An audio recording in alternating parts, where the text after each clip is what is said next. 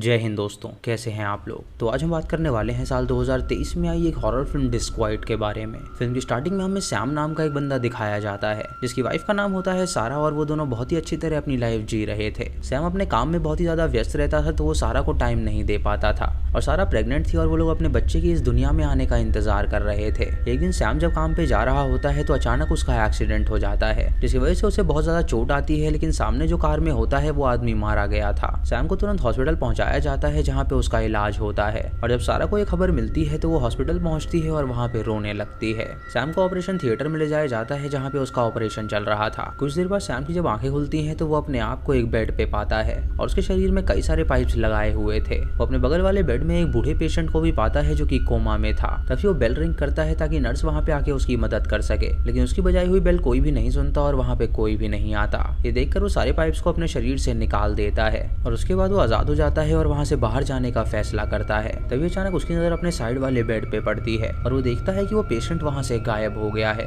ये देखकर वो हैरान हो जाता है और उसे समझ में नहीं आ रहा होता कि आखिर यहाँ पे क्या चल रहा है। लेकिन तभी वो बूढ़ा पेशेंट वहाँ पर आ जाता है जो कि अचानक से उस पे हमला कर देता है। सैम किसी तरह अपनी जान बचाता है और उसे पीट के वहाँ से भागने लगता है, लेकिन वो बूढ़ा पेशेंट बहुत ही ताकतवर होता है जो कि उस पे अटैक कर देता है। सैम उसे बाहर ले जाता है और उन दोनों की वहाँ पे लड़ाई होने लगती है और तभी सैम एक स्ट्रेचर देखता है जिसके ऊपर कुछ औजार पड़े हुए थे। वो सर्जरी नाइफ को उठा के उस बूढ़े आदमी के गर्दन में घुसा देता है जिससे वो बूढ़ा आदमी मारा जाता है। उसके बाद सैम आगे जाता है और मदद के लिए पुकारता है, लेकिन ऐसा लग रहा था कि हॉस्पिटल में कोई मौजूद ही नहीं है जिसकी वजह से कोई भी उसकी आवाज नहीं सुन पाता। तभी सैम पीछे मुड़ता है और देखता है कि उस बूढ़े आदमी की लाश गायब हो चुकी है और ये देखकर वो सोचता है कि आखिर यहाँ पे चल क्या रहा है। जब वापस अपने रूम में जाता है तो वो उस बूढ़े आदमी को देखता है जो कि अब कोमा में था और ये बात उसे कुछ हजम नहीं हो रही थी। इस बात का पता लगाने के लिए वो तुरंत अपने कपड़े पहनता है और वहाँ से बाहर निकलता है और वो अपने फोन की तरफ देखता है जहाँ पे सिग्नल्स ही नहीं आ रहे थे। जब बाहर पहुंचता है तो उसे एक नर्स नजर आती है तो वो उससे मदद मांगता है, लेकिन वो नर्स उससे कहती है कि उसे बाहर नहीं होना चाहिए। वो नर्स से कहता है कि यहाँ पे एक पेशेंट ने उस पर हमला करने की कोशिश करी और नर्स उससे पूछती है कि वो पेशेंट कहाँ पर है। जब वो उसे पेशेंट दिखाने के लिए लाता है तो देखता है कि वो पेशेंट वहाँ से गायब हो चुका है और तभी वो नर्स की तरफ देखता है और वो भी वहाँ से गायब हो गई थी। उसके बाद वो लिफ्ट की तरफ जाता है ताकि वो वहाँ से नीचे जा सके,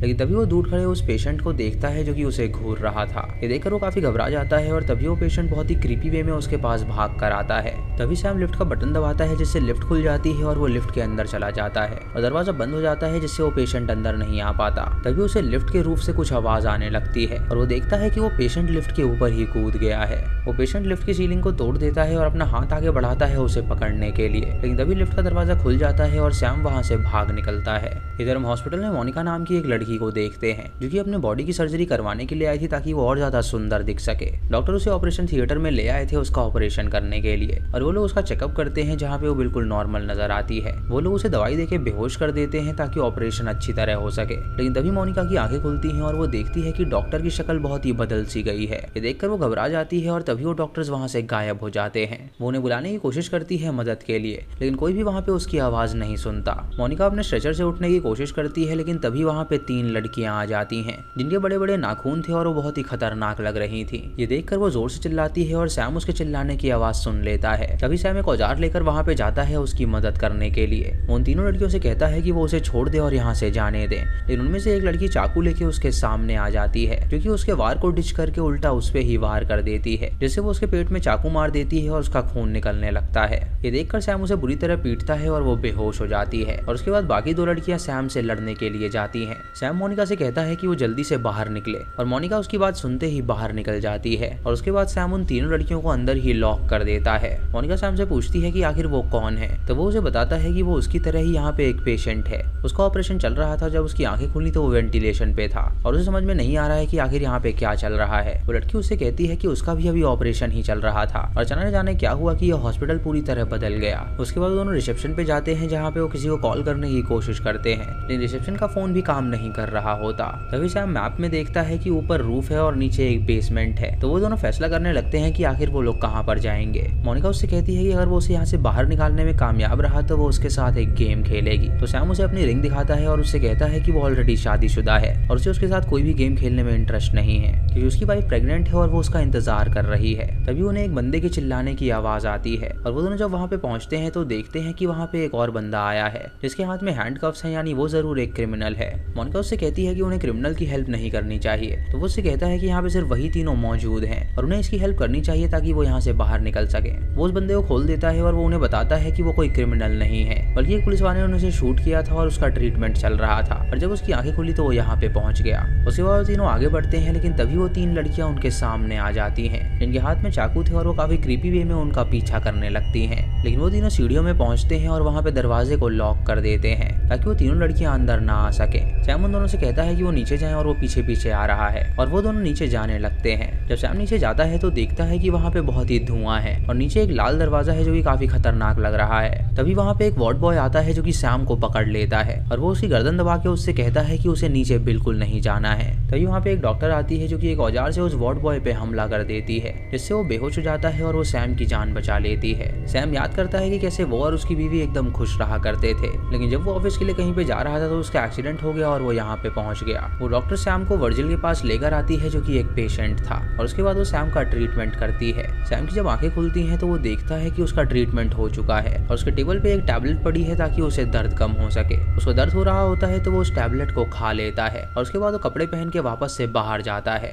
लेकिन तभी उसके सामने एक पुलिस वाला आ जाता है जो कि उस पे गन तान देता है और उससे पूछता है कि आखिर वो यहाँ पे ट्रैप कैसे हो गया। सैम उससे कहता है कि जो उसे प्रॉब्लम है वही सेम प्रॉब्लम उसके साथ भी है और वो नहीं जानता कि यहाँ पे क्या चल रहा है और वो कैसे ट्रैप हो गया है। वो पुलिस वाला उसे बताता है कि वो एक स्टोर में गया था जहाँ पे रॉबरी करने के लिए एक बंदा आया था और उसके पास गन थी और उसने उसे शूट करके मार डाला था। लेकिन तभी एक ब्लैक बंदा वहां से भागने लगा और उसने उसे भी शूट कर दिया और दोस्तों ये ब्लैक बंदा कोई और नहीं बल्कि वही था जो कुछ देर पहले हमें दिखाई दिया था। सैम जो खिड़की के बाहर देखता है तो वहाँ पे पूरा अंधकार होता है और ये देखकर उसे समझ में नहीं आता कि आखिर वो किस जगह पर है जहाँ पे इतना अंधकार है कि बाहर कुछ दिखाई ही नहीं दे सकता। ये बात सैम उस पुलिस वाले को बताने की कोशिश करता है, लेकिन जब वो पीछे मुड़ता है तो देखता है कि वो पुलिस वाला वहाँ से गायब हो चुका है। उसके बाद वो एक औजार उठाता है और आगे बढ़ता है जहाँ पे उसे वर्जिल मिलता है तो वो उससे पूछता है कि आखिर वो यहाँ पे कैसे आया। वो वर्जिल से पूछता है क्या वो रियल है या फेक है, तो वर्जिल उससे कहता है कि वो एकदम रियल है और वो उसकी तरह ही यहाँ पे फंसा हुआ है। उसके बाद वो उसे बताता है कि उसी डॉक्टर ने उसका भी ट्रीटमेंट किया था और वो उसे नीचे वाले रूम में ले जाना चाहती थी, लेकिन उसने उसे इनकार कर दिया था। सैम उससे कहता है कि उसने विंडो के बाहर देखा और उसे सिर्फ अंधकार नजर आया, तो वर्जिल उससे कहता है कि उसे सीढ़ियों के ऊपर एक लाइट नजर आ रही थी जो कि शायद रूफ से आ रही है। सैम उससे पूछता है क्या ये एपोकेलिप्स है या कुछ और, क्योंकि यहाँ पे क्या हो रहा है उसे कुछ भी समझ में नहीं आ रहा। तो वर्जिल उससे कहता है कि ये बहुत ही पुरानी बिल्डिंग है और शायद इसी वजह से यहाँ पे ये सब हो रहा है। तभी वो डॉक्टर भी वहाँ पे आ जाती है और उन दोनों को अपने साथ ले जाने लगती है। सैम उससे कहता है कि यहाँ पे एक कॉप है जिसके पास गन है और वो यहाँ से बाहर निकलने के लिए किसी को भी मार सकता है।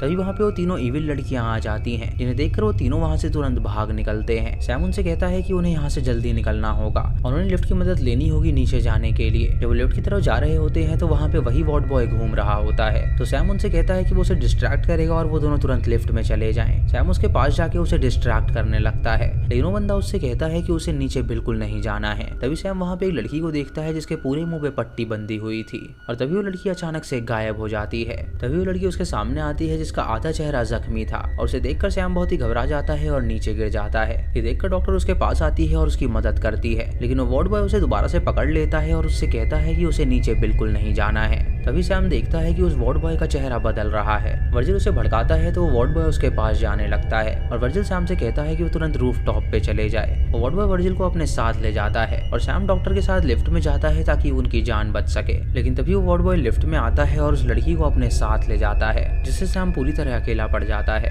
तभी सैम को लिफ्ट की सीलिंग से कुछ आवाज आती है और उसे लगता है कि शायद वो कोमा वाला बंदा अब भी ऊपर ही है, इसीलिए वो डर के मारे लिफ्ट से बाहर भाग निकलता है। उसे ऊपर वाले फ्लोर पे फिर से मोनिका मिलती है, तो सैम उससे कहता है कि उन्हें लॉबी में जाना होगा ताकि वो यहाँ से बाहर निकल सके। तो मोनिका उससे कहती है कि ये लॉबी ही है। जब वो लॉबी खिड़की के बाहर देखता है तो उसे पता चलता है कि बाहर अब भी अंधकार ही है। लेकिन तभी लिफ्ट खुलती है और उसके अंदर से वार्ड बॉय का कटा हुआ सर बाहर निकलता है और पीछे से डॉक्टर निकलती है जो कि उन्हें बताती है कि उसने उसको जान से मार डाला है क्योंकि वो उसे रोकने की कोशिश कर रहा था। उसके बाद वो तीनों डिसाइड करने लगते हैं कि अब वो कहाँ पर जाएंगे, लेकिन तभी वहाँ पे वो पुलिस वाला आ जाता है जो कांच की खिड़की को तोड़ने की कोशिश करता है ताकि वो वहाँ से बाहर निकल सके, लेकिन वो खिड़की किसी भी हाल में नहीं टूटती। उस पे गोलियां भी चलाता है लेकिन उस कांच पे कोई भी असर नहीं होता। ये देखकर सभी लोग हैरान हो जाते हैं और सोचते हैं कि आखिर उस खिड़की पे असर क्यों नहीं हुआ। तभी वहाँ पे वो ब्लैक बंदा भी आ जाता है और उसे देखकर वो कॉप उससे कहता है कि वो चोर है। वो बंदा उससे कहता है कि वो चोर नहीं था बल्कि चोरी किसी और ने करी थी और उसने गलती से उसे मार दिया था। सैम उन्हें समझाता है कि उन्हें यहाँ पे एक रह के काम करना होगा, लेकिन वो बंदा उसकी नहीं मानता और वो उस ब्लैक बंदे को शूट कर देता है जिससे उसकी मौत हो जाती है। ये देखकर सभी लोग हैरान हो जाते हैं और सोचते हैं कि आखिर उसने ऐसा क्यों किया। तो वो उन लोगों पे भी गन तान देता है और उनसे कहता है कि वो यहाँ से बाहर निकल के रहेगा। तो तुरंत लिफ्ट के पास जाता है और जब लिफ्ट का दरवाजा खुलता है तो वो देखते हैं कि वहाँ से वो वार्ड बॉय का कटा हुआ सर गायब हो चुका है। तभी लिफ्ट के अंदर से कोई पुलिस वाले वो खींच लेता है और लिफ्ट बंद हो जाती है और ये देखकर वो तीनों वहाँ से भागने लगते हैं। मोनिका सैम से कहती है कि उसे लगता है कि शायद ये हेल है जहाँ पे उन्हें भेज दिया गया है और उनकी यहाँ पे मृत्यु होनी है। सैम उससे कहता है कि वो किसी भी हाल में यहाँ से बाहर निकल के ही रहेगा। वो तीनों लिफ्ट की तरफ जाते हैं लेकिन तभी उन्हें अपने सामने मॉर्ग रूम नजर आता है जहाँ जब मोनिका जाती है तो देखती है कि वहाँ पे कई सारी लाशें हैं। तभी वो लाशें अचानक खड़ी हो जाती हैं जिसे देखकर सभी लोग हैरान हो जाते हैं और वो लाशें उन बंदों की थी जो कि उनके हादसे से मारे गए थे। जैसे कि सैम का एक्सीडेंट जिसके साथ हुआ था उसकी लाश भी वहाँ पे मौजूद थी और उस रॉबरी करने वाले बंदे की लाश भी वहाँ पर थी। तभी पुलिस वाला वहाँ पे आ जाता है और उन पे गन दान देता है और उनसे कहता है कि वो तुरंत उसके साथ चले। वो लोग उसके साथ पार्किंग लॉट में जाते हैं जहाँ पे फिर से वो ब्लैक बंदा जिंदा होके आ जाता है और वो पुलिस वाले पे हमला कर देता है। जब उन दोनों की लड़ाई होने लगती है तो पुलिस वाला फिर से उसे मार डालता है लेकिन तभी एक शक्ति पुलिस वाले को खींच के अपने साथ ले जाती है। अब डॉक्टर सैम को कन्विंस करने लगती है कि वो उसके साथ बेसमेंट में चले लेकिन सैम उसकी बात नहीं सुनता और उससे कहता है कि वो ऊपर जाना चाहता है क्योंकि उसने रूफ पे रोशनी देखी थी। तभी मोनिका को भी कोई शक्ति खींच के अपने साथ ले जाती है और वर्जिल भी वहाँ पे आ जाता है और सैम उसके साथ ऊपर जाने लगता है। वो दोनों जब ऊपर पहुंचते हैं तो उन्हें बेबी का रूम नजर आता है जहाँ पे पैदा हुए बच्चों को रखा जाता था। सैम वहाँ पे इमेजिन करता है कि उसका बच्चा भी यहाँ पे रखा जाएगा और वो अपनी बीवी और छोटे से बच्चे को देख पाता है। उसके बाद वर्जिल उसे बताता है कि ये जगह एक ऐसी जगह है जहाँ पे मृत्यु के बाद आत्मा कैद हो जाती है और यह आत्मा को डिसाइड करना होता है कि वो नीचे हेल में जाएगी या ऊपर हेवन में। सैम उससे पूछता है कि आखिर वो कौन है तो वो उसे बताता है कि वो एक गाइड है जिसका एक पर्पस है और वो अच्छा गाइड है जो कि अच्छे लोगों को स्वर्ग में भेजना चाहता है और वो जो डॉक्टर है वो एक बुरी गाइड है जो कि अपने साथ लोगों को हेल में ले जाना चाहती है। सैम ये सुनकर समझ जाता है कि अब वो जिंदा बिल्कुल नहीं बचने वाला, इसीलिए वो फैसला करता है कि अब वो ऊपर जाएगा। तभी उसके सामने एक छोटी लड़की भी आती है जिसका एक्सीडेंट हो गया था और वो भी वहाँ पे फंसी हुई थी। वो फैसला करता है कि वो छोटी लड़की को लेकर ऊपर जाएगा ताकि वो हेवन में जा सके। उसके बाद वो दोनों लिफ्ट से ऊपर जाने लगते हैं लेकिन तभी वो कोमा पेशेंट सीलिंग तोड़ के नीचे आ जाता है और सैम पे हमला कर देता है। सैम किसी तरह उससे लड़ता है और वो उस लड़की से कहता है कि वो स्टेयर के रास्ते ऊपर जाए। उस आदमी को मात देने के बाद वो खुद भी ऊपर जाने लगता है लेकिन तभी डॉक्टर वहाँ पे आती है और उसका हाथ पकड़ लेती है और उससे कहती है कि अब भी वक्त है कि वो उसके साथ नीचे चले। लेकिन सैम उससे कहता है कि वो उसके साथ नीचे नहीं जाना चाहता। तभी वहाँ पे वो वार्ड बॉय आता है जो कि उस लड़की को अपने साथ ले जाता है और सैम वो छोटी लड़की के लिए दरवाजा खोलता है और वो लड़की वहाँ से आगे जाती है यानी कि वो हेवन में पहुंच चुकी थी। हम रियल लाइफ में देख पाते हैं कि वो लड़की मर चुकी है और उसके माता पिता उसका शोक मना रहे हैं। इधर सैम की बीवी उसके पास होती है और वो अपने पेट पे उसका हाथ रखती है और उससे कहती है कि वो उससे बहुत ज्यादा प्यार करती है। सैम के फोन में वो मैसेज आता है कि उसकी बीवी ने उससे क्या कहा है और वो उसे टेक्स्ट बैक करता है कि आई लव यू टू और ये कह के वो रोशनी की तरफ चला जाता है यानी वो भी अब हेवन में जा चुका था। और इसी के साथ ये मूवी यहीं पर खत्म हो जाती है। तो दोस्तों इस फिल्म में एक ऐसी जगह दिखाई गई है जहाँ जिसको भी कोमा होता है वो इस नई जगह पे पहुंच जाता है यानी कि वो जीवन और मृत्यु के बीच लड़ रहा होता है।